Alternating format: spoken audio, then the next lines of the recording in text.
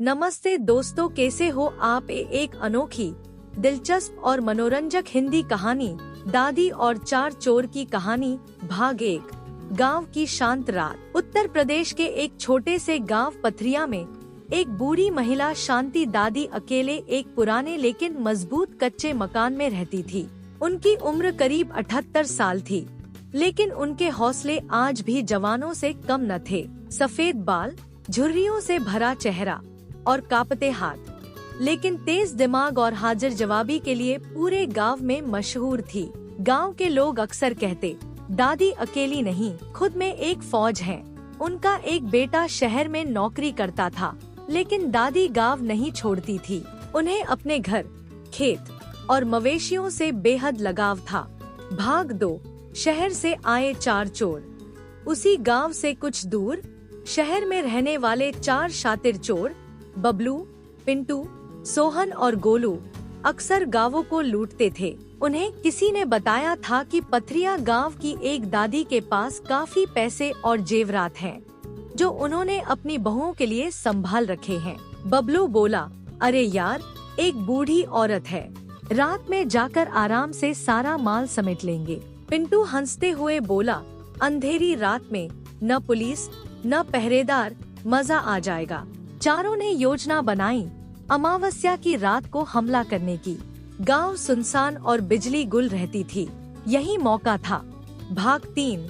दादी की चौकसी। शांति दादी को बहुत अनुभव था। उन्होंने पिछले कुछ महीनों से गांव में घूमते कुछ अनजान चेहरों को देख लिया था। उनका शक गहराता जा रहा था। दादी ने अपने पुराने रेडियो से छेड़छाड़ कर उसे ऐसे तैयार किया कि वह जोर का पुलिस सायरन बजा सके। उन्होंने चप्पलों के नीचे लोहे की कीलें लगाई ताकि जमीन पर खटाक की आवाज हो। साथ ही अपने बगीचे में कुछ रस्सियों को बिछाकर उसमें घंटियां बांध दी। भाग 4। अमावस्या की रात। अमावस्या की रात आई। गांव पूरी तरह शांत था। हवा की सरसराहट, दूर कहीं कुत्ते की भौंकने की आवाज और आसमान में गहरे बादल। चारों चोर अपने चेहरे ढंक कर दादी के घर के पीछे की दीवार फांद कर अंदर घुसे।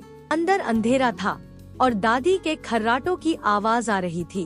बबलू फुसफुसाया, चलो जल्दी करो, दीवार के पीछे ही संदूक होगा। जैसे ही गोलू ने संदूक खोलने की कोशिश की, टन घंटी बजी। चारों घबरा गए। तभी एक जोरदार पुलिस सायरन पूरे घर में गूंज उठा। पुलिस, भागो, पिंटू चिल्लाया, लेकिन तभी उनके पैरों में रस्सियां फंस गईं और एक एक कर सब धड़ाम से गिर पड़े। भाग 5। दादी का जाल। दादी टॉर्च लेकर बाहर आई, सिर पर लाल अंगोछा, हाथ में लाठी और चेहरे पर मुस्कान। कारे बेटा लोग, बुजुर्ग समझ के लूटने आए थे। चोरों की हालत खराब हो गई। बबलू बोला, दादी माफ कर दो, भूख से मजबूर हैं। दादी ने उन्हें कुर्सियों पर बिठाया, पानी पिलाया, फिर बोली, माफ तो कर दूं, पर पहले सच सच बताओ, कितने घर लूटे हैं। चारों ने सर झुका लिया। दादी को सब सच बता दिया। भाग 6। बदला हुआ जीवन। अगले दिन सुबह पूरे गांव में चोरों की बात फैल गई, लेकिन किसी ने भी पुलिस को खबर नहीं की, क्योंकि दादी ने सबको समझाया, हर कोई गलती करता है, पर दूसरा मौका देना भी जरूरी है। दादी ने चारों को अपने खेतों में काम पर रख लिया। उन्हें खाना, रहने की जगह और इज्जत मिली। कुछ महीने बाद वही चार चोर अब गांव के सबसे मेहनती मजदूर बन चुके थे। भाग 7। नई शुरुआत। गोलू ने गांव में एक चाय की दुकान खोल ली। बबलू सब्जी बेचने लगा।